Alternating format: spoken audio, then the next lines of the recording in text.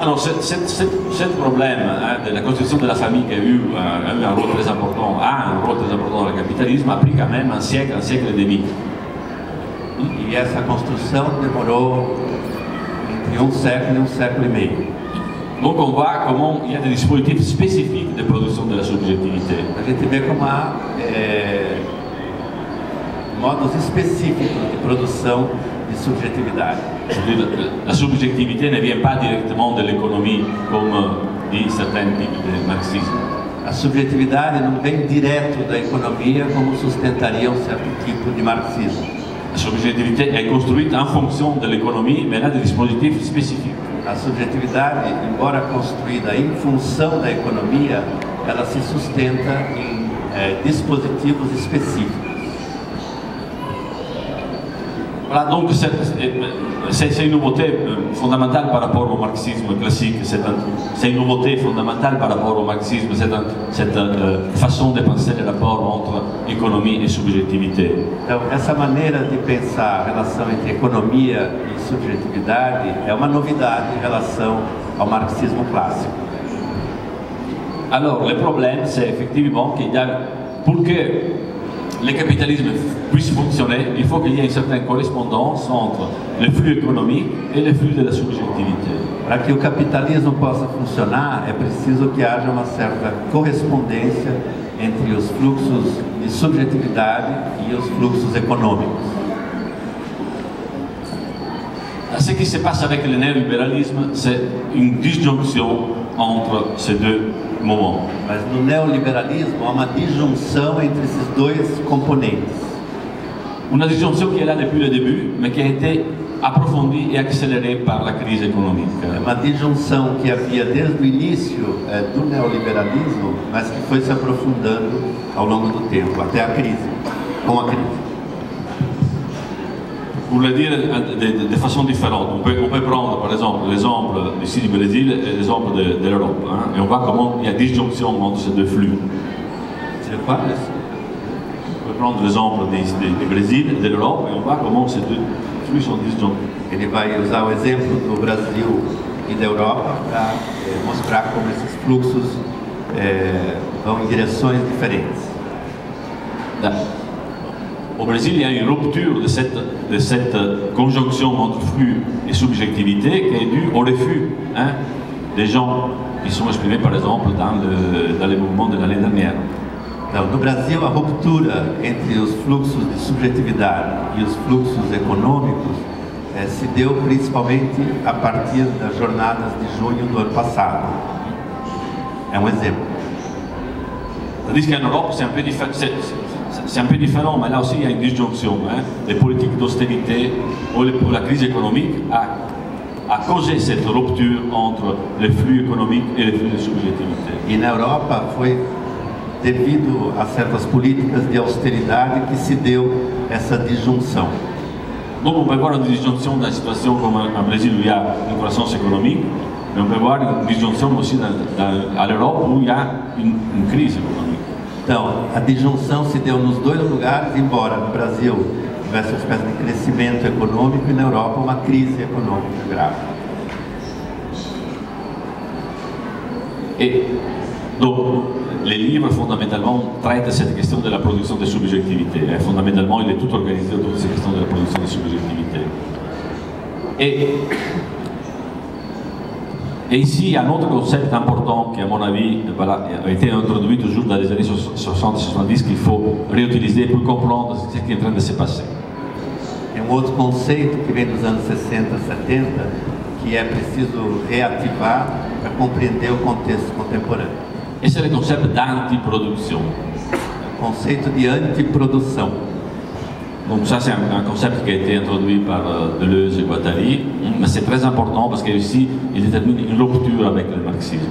Aqui também há uma ruptura em relação ao marxismo, por esses conceitos introduzidos pelo Deleuze e Guattari. Parce que le marxisme, classiquement, parle seulement de production. O marxismo, classicamente, fala apenas de produção. Et dans une conception, disons comme ça, positive, de l'apport du capitalisme à la production. Ele tem uma concepção positiva em relação à contribuição do capitalismo na produção. Marx considérait que la bourgeoisie avait un rôle fondamental dans l'émancipation de l'humanité à certain point de vue. Por isso que, desse ponto de vista, o Marx sustentava que a burguesia tinha um papel preponderante em alavancar a produção. Deleuze Guattari introduit ce nouveau concept, c'est pas vraiment comme ça. Il dit tout acte de production est en même temps un acte d'antiproduction. Deleuze Guattari pensa um pouco diferente, sustentando que todo ato de produção é também um ato de antiprodução. On peut le vérifier de façon très simple, c'est-à-dire il y a une production de richesses énorme dans le capitalisme, et en même temps il y a une destruction de la planète, par exemple. Por exemplo, a produção de riqueza crescente e a destruição crescente do planeta. Ou bien la destruction de la subjectivité, ça c'est très important, c'est-à-dire le capitalisme se construit en détruisant des formes de vie et des formes de production de subjectivité traditionnelles, et voilà, e quindi voilà, ça c'est très important. Não só a destruição do planeta, mas a destruição também de formas de vida e formas de subjetividade tradicionais. Là, dans la crise, il y a donc ces deux moments que Deleuze Guattari font fonctionner toujours ensemble, donc pour lesquels le capitalisme, il est toujours, selon eux, réactionnaire, il se territorialise toujours sur quelque chose de réactionnaire, machiste, classiste et raciste. Quer dizer, esses dois momentos o Deleuze e Guattari vão juntos, de uma certa desterritorialização e do que ele falou agora, uma reterritorialização sobre os elementos os mais retrógrados, machismo, classisme, etc. Alors ces deux éléments qui fonctionnent toujours ensemble, dans la crise aussi il y a une disjonction, c'est-à-dire qu'il y a disons comme si, une primauté du côté antiproductif du capital. Primauté. Na crise também aí há uma disjunção, há uma primazia do lado destrutivo, da antiprodução. Vous savez, on pourrait le dire avec les mots de Schumpeter, c'était un économiste, il parle de destruction créatrice. O Schumpeter, que é economista conhecido, falava de destruição criadora, quando definia a economia. Là, depuis qu'on est entré dans la crise, on est dans la destruction tout court. Mas agora estamos na mera destruição. Ça, on le voit surtout de façon très évidente en Europe, aux États-Unis et dans les pays occidentaux, on le voit de façon très claire. Depuis 5 ans, depuis 2007, donc depuis 7 ans en réalité, ce qui est en route, c'est une machine de destruction. O que está em curso, tanto na Europa quanto nos Estados Unidos, sobretudo nos países do Norte, há 7 anos atrás é isso, sobretudo a destruição. C'est la destruction de capital variable, donc du chômage, voilà, des choses comme ça, mais aussi du capital fixe. Destruição tanto do capital variável, através do desemprego, quanto do capital fixo. Et de la société en général. Da sociedade em geral. La Grèce, par exemple, c'est un pays détruit. A Grécia, por exemplo, é um país destruído. Ça c'est pas une nouveauté, c'est le fonctionnement du capitalisme. Isso não é uma novidade, é o funcionamento do capitalismo. Le capitalisme, comme vous savez, Marx et les autres, on peut le définir effectivement comme un dispositif, un mode qui transforme les limites en nouvelles ressources de développement. O capitalismo tem por característica, desde a definição do Marx, esse modo, esse dispositivo que transforma os limites em novos recursos. Mais là, il y a à certains moments, ce processus, il ne peut plus fonctionner. Les limites sont des limites. Mas agora, os limites se tornaram realmente limites. Et là, il faut détruire. E aí, resta apenas destruir. Vous savez, je le disais, c'est pas une nouveauté, là, ce qui s'est passé ce qui est en train de se passer maintenant a beaucoup de similitudes avec ce qui s'est passé avant la Première Guerre mondiale et après avec la crise du 29. O que acontece agora tem muitas semelhanças com o que ocorreu antes da Primeira Guerra Mundial e também próximo à Grande Depressão. Et là, effectivement, il y a eu le libéralisme classique qui a développé une richesse faramineuse entre 1870 et 1914, mais à ce moment-là, les limites, il n'était pas capable les limites, il n'arrivait plus à les transformer en une nouvelle ressource. Et il a détruit la Première Guerre mondiale, la Deuxième Guerre mondiale, le nazisme, le fascisme, c'est cette antiproduction complètement déployée. Não, entre 1870 e 1914 houve uma criação extraordinária de riqueza, mas depois chegou-se a uma espécie de limite e aí só restava destruir, e foi a Primeira Guerra Mundial. A mesma coisa a partir da Depressão até o nazismo e a Segunda Guerra Mundial. Donc, à mon avis, on est entré dans une période qui va continuer. On n'est pas dans la situation exactement du XXe siècle, mais cette crise, elle ne va pas être résolue facilement. A gente não está numa situação idêntica ao do século XX, mas essa crise, pelo visto, não vai se resolver de maneira fácil. Et justement parce que le problème, ce n'est pas seulement un problème économique. Si vous lisez les économistes, ils expliquent la crise seulement à travers des facteurs économiques. Os economistas costumam analisar a crise apenas em função de fatores econômicos. Le problème, c'est que le capitalisme n'arrive pas à produire une nouvelle subjectivité. Mas, segundo ele, o problema é outro, é que o capitalismo não consegue produzir uma nova subjetividade. Au contraire, il produit une subjectivité négative. Ele produz uma espécie de subjetividade negativa. Par exemple, en Occident, toujours, l'Occident, la seule forme de subjectivation possible, c'est l'homme endetté, comme j'ai dit. A única força de subjetivação presente hoje em dia é a do homem endividado, conforme livro que ele escreveu anteriormente. Donc c'est une subjectivité, une forme de subjectivité négative. Quer dizer, o capitalismo produz uma subjetividade negativa. Essa do homem endividado é modo de subjetivação negativo. Ou avec toute la montée de l'extrême droite en Europe. Ou com o crescimento da extrema direita na Europa.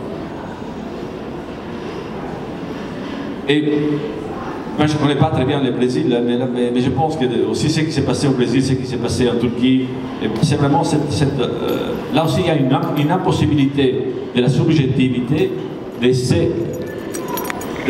s'intégrer dans les flux économiques.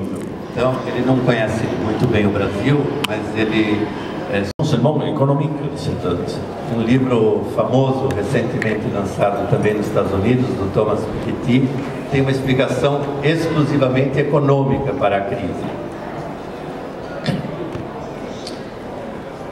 Tandis que, par exemple, la sortie de la crise de 1929 a été possible parce qu'on a inventé de nouvelles dispositifs économiques, mais aussi de nouvelles formes de subjectivation.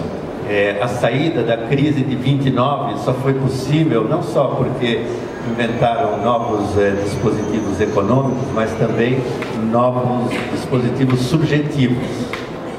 Ou bien ce qui s'est passé après la Deuxième Guerre mondiale en Europe ou au Japon, le développement économique était lié à l'émergence de nouvelles formes de subjectivité. A mesma coisa se pode dizer em relação à Europa depois da Segunda Guerra Mundial e ao Japão, onde também como que se inventou uma nova subjetividade compatível com o capitalismo ali vigente naquele momento. C'était une subjectivité toujours soumise au capitalisme, mais quand même, c'était une subjectivité réformiste, si vous voulez. Era uma subjetividade submetida ao capitalismo. Réformiste? Oui, réformiste. Réformiste. La grande nouveauté aujourd'hui, c'est que le réformisme n'est plus possible. C'est-à-dire, dans les conditions actuelles, le réformisme n'est plus possible. A novidade hoje é que o reformismo não é mais possível. c'est-à-dire la sortie de crise qui était possible après 29, après la Deuxième Guerre mondiale.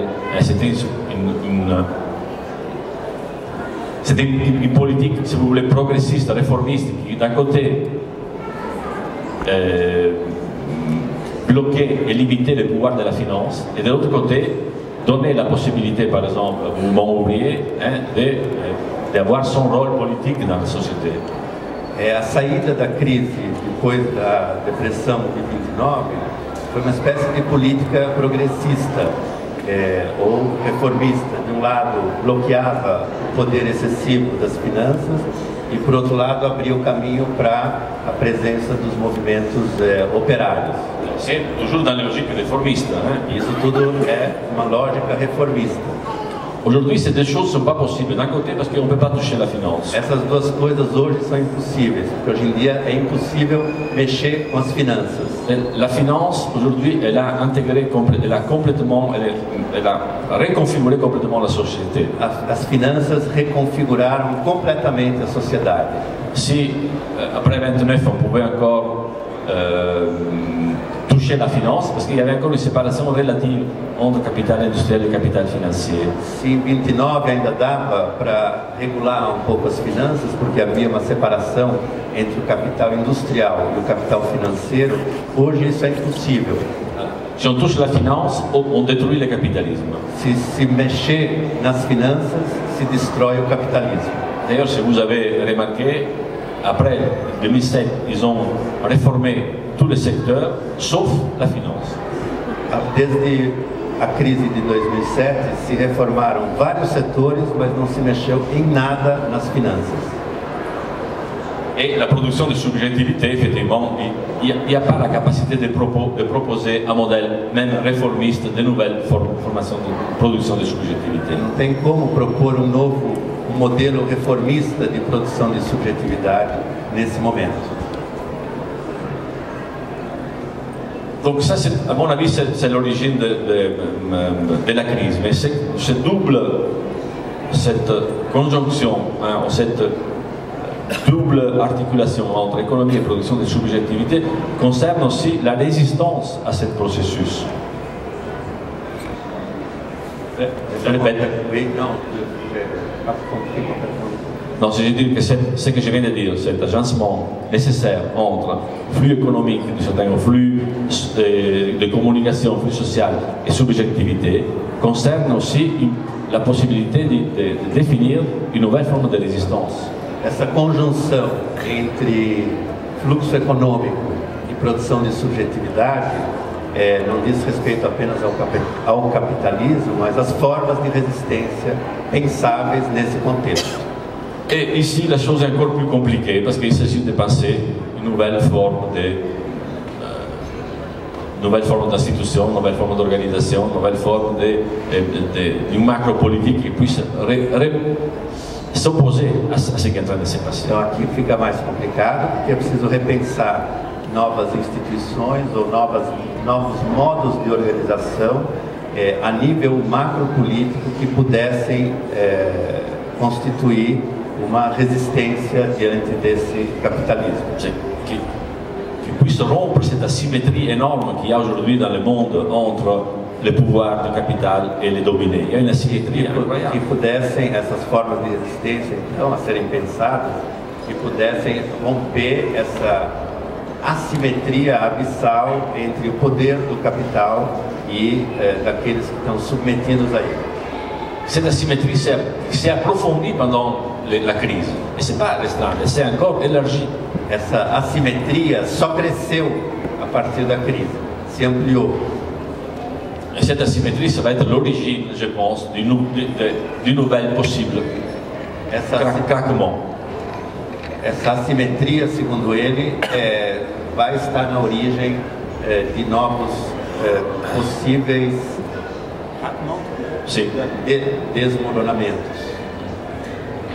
Et parce que pratiquement rien, c'est-à-dire les causes de la crise ont été utilisées comme des remèdes de la crise. C'est une folie totale. Ce qui étaient les causes, on a dit bon, il y a la financiarisation, il faut faire encore plus de financiarisation. Il y a trop de détails, il faut faire encore moins de détails. C'est-à-dire que ce qui étaient les causes de la crise sont devenus les remèdes, donc c'est un cercle vicieux. O círculo vicioso hoje em dia é que tudo aquilo que foi detectado como causa da crise é reativado para funcionar como remédio da crise. Ah, financiarização, então mais financiarização, menos Estado, ainda menos Estado. Precariedade, il faut encore plus de precariedade. Precariedade, então precisa de mais precariedade, como se tudo isso que detonou a crise pudesse resolver a crise. Alors je vais dire quelque chose par contre sur ce problème du rapport entre institution, flux économique et subjectivité de résistance. Ele quer falar algo sobre essa relação entre instituição, fluxo econômico, produção de subjetividade no contexto da resistência. Ce que je dis maintenant, on pourrait le dire différemment, c'est-à-dire le rapport qui a été pensé toujours dans les années 70 entre macro-politique et micro-politique. Tudo o que ele disse agora poderia ser traduzido da seguinte maneira: é preciso repensar a relação entre micropolítica e macropolítica. Alors, les gens qui ont dans les années 70, la macro-politique, c'était quoi? C'était fondamentalement, à niveau mondial, c'était un concept de subjectivité, c'était la classe ouvrière. C'était la classe ouvrière, il y avait une seule subjectivité vraiment de rupture, c'était la classe ouvrière. Então, do ponto de vista macropolítico, havia nos anos 70, 60 uma única figura subjetiva de oposição, que era a classe operária. Et il y avait seulement fondamentalement une seule relation de pouvoir, c'était la relation de pouvoir économique. E havia uma única relação de poder, que era a relação econômica. Donc, le travail qui a été fait dans les années 60, c'était de contourner cette macro-politique qui était totalisante. Então, essa relação macropolítica totalizante fazia com que a única solução naqueles anos 60 fosse contorná-la. Vous pensez à la microphysique du pouvoir de Foucault. Foucault dit qu'il n'y a pas seulement le rapport de pouvoir, c'est pas seulement des rapports économiques, il y a une multiplicité de rapports de pouvoir. O que dizia o Foucault quando se referia à microfísica do poder, não existe apenas uma relação de poder fundada na economia, mas sim vários outros níveis de exercício do poder. C'est homme, femme, élève, maître, chaque médecin, tout. Cette multiplicité de relations de pouvoir. Homem, mulher, pais, filhos, médico, paciente, todos esses outros âmbitos de exercício do poder.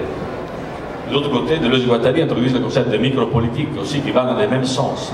E o conceito de micropolítica do Deleuze-Guattari vão no mesmo sentido.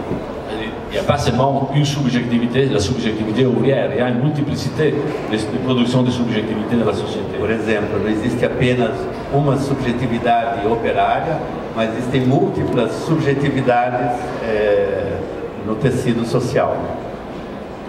Et donc, effectivement, c'était une critique importante qui a permis effectivement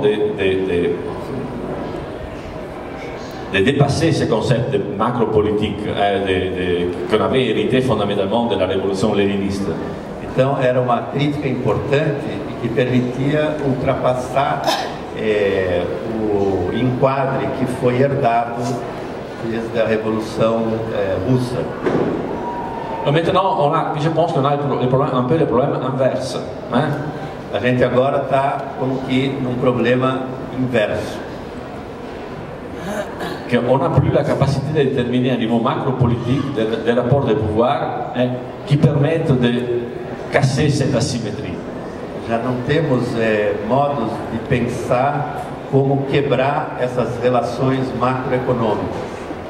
Alors évidemment, on ne peut pas revenir à ce qu'on a critiqué parce que ce n'est pas possible et ce n'est pas souhaitable. Não cabe voltar a tudo aquilo que antes se tinha criticado, porque também não é desejado. Mais il y a un problème de penser et d'inventer des formes, disons comme ça, macropolitiques liées à la micropolitique. Mas é preciso inventar uma relação nova entre o macropolítico e o micropolítico. D'ailleurs, ces auteurs ont toujours dit, surtout Deleuze et Guattari, on dit on ne peut jamais penser, dissocier les deux choses. Deleuze e Guattari também sempre disseram que é impossível dissociar esses dois planos.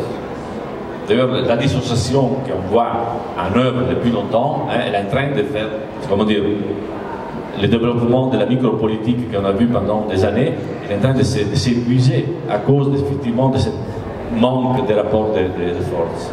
Mesmo o desenvolvimento no plano micropolítico, ao qual se assistiu nas últimas décadas, está se esgotando justamente porque ele está se desconectando totalmente do plano macropolítico que tem a primazia. Je prends un exemple, par exemple, si on prend l'exemple de Laborde, donc un lieu d'expérimentation très important et tout ça, il était inconcevable sans les politiques sociales de l'assurance maladie de l'époque qui ont été mises en place. Aujourd'hui, ce serait impossible de mettre en place un dispositif comme celui de Laborde.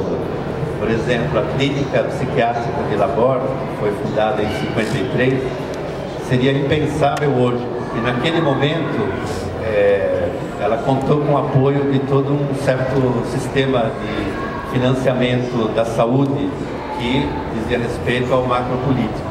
E hoje seria impossível de instituir um espaço desse no contexto. Au contraire, aujourd'hui ce serait impossible parce qu'effectivement la logique c'est celle de la privatisation. Porque com a lógica da privatização isso se torna impossível. Donc, mais ici commencent les problèmes, parce qu'effectivement, voilà, qu'est-ce que ça veut dire inventer une nouvelle façon de penser les rapports entre macro et micro? O que quer dizer inventar novo jeito de pensar a relação entre o micro e o macro político? Alors, par exemple, Félix Guattari dit que cette question de la subjectivité, en réalité, elle a été toujours présente dans les mouvements ouvriers. O Guattari dizia que o problema da subjetividade sempre esteve presente no movimento operário. Et vous savez, c'est pas voilà, je peux vous dire que chez Deleuze et Guattari, cette question de l'invention qui s'est produite pendant la révolution russe, d'une nouvelle façon de penser la subjectivité politique et les modalités d'organisation a toujours été présente dans les textes de Deleuze e Guattari. Nos textos do Deleuze e Guattari se encontra várias vezes referência à invenção produzida pela Revolução Russa do ponto de vista da subjetividade. A Revolução Russa inventou uma nova subjetividade. Les problèmes, c'est un peu différent, par exemple, seulement que nous, on ne peut pas, évidemment, on ne peut absolument pas reproduire ce schéma-là, ça serait une catastrophe. Claro que seria catastrófico que a gente reproduzisse aquele esquema. Mais il faut penser, par exemple, je prends un exemple, un des derniers textes de Félix Guattari, où il dit, il explique qu'est-ce qu'il entend par production de subjectivité aujourd'hui. Dos últimos textos em que o Guattari explica o que ele entende por subjetividade hoje. Moi j'ai toujours parlé de production de subjectivité au singulier. En réalité, c'est une production de subjectivité plurielle. A produção de subjetividade deve ser pensada no plural. É produção de subjetividades. Félix Guattari nomme 5 productions de subjectivité. E o Guattari, nesse artigo republicado recentemente, designa 5 tipos différents de subjetividade. Elles ne sont pas toutes, hein, mais dis bon, j'en prends 5, au moins pour rendre compte des problèmes qu'il y en a. Et donc il y a, il faut que je me les rappelle toutes. Il precisa se lembrar. Donc la subjectivité traditionnelle, dit Guattari. A tradicional. La subjectivité universelle, après je vais l'expliquer un peu. Universal, depois ele vai explicar. La subjectivité dualiste, la subjectivité masse médiatique, a médiatica, et la subjectivité post-masse médiatique. Et a pós-médiatique. Donc il n'y a pas une subjectivité, il n'y a pas la classe ouvrière, il n'y a pas un sujet, il y a 5 ou 6, ou 7, ou 10 formes de subjetividade que são produzidas ao mesmo tempo. Então não existe uma subjetividade ou um tipo exclusivo de subjetividade, ou a subjetividade da classe operária, mas todas essas différentes subjectivités.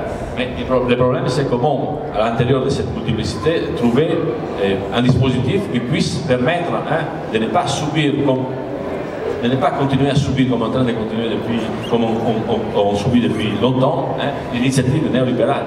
E como montar um dispositivo que pudesse agenciar essas subjetividades de tal modo que fossem capazes de resistir à força do neoliberalismo, ou seja, de não se submeter às formas que o neoliberalismo propõe. Alors, pour subjectivité traditionnelle, il entend les formes de subjectivité, par exemple, voilà, qui sont ou bien des subjectivités précapitalistes qui étaient là, ou bien des subjectivités néo-archaïques comme le nouveau fascisme qui se met en place. Então, por subjetividade tradicional, o Guattari entendia formas de subjetividade pré-capitalistas ou neo-arcaicas, tipo fascismos diversos. Subjectivité universelle, il entend par contre la forme de subjectivité liée à l'activité de l'État. Nous sommes tous citoyens, égaux, etc., etc. A universal diz respeito àquela produzida pelos estados, somos todos cidadãos, supostamente iguais. Subjectivité dualiste, il entend effectivement le rapport capital-travail. A dualista diz respeito às relações entre o capital e o trabalho. La subjectivité post-médiatique, c'est la subjectivité liée à la production, au flux médiatique dans lequel on est inséré. E pós-mediático? Não, médiatique. A subjetividade midiática está ligada, claro, a todos os fluxos midiáticos. Donc vous voyez déjà comme ça, il y a beaucoup de choses qui manquent par rapport à ce qui se passe les derniers 40 ans. Il y a plein de choses qui manquent. Nessa lista falta muita coisa que aconteceu nos últimos 40 anos.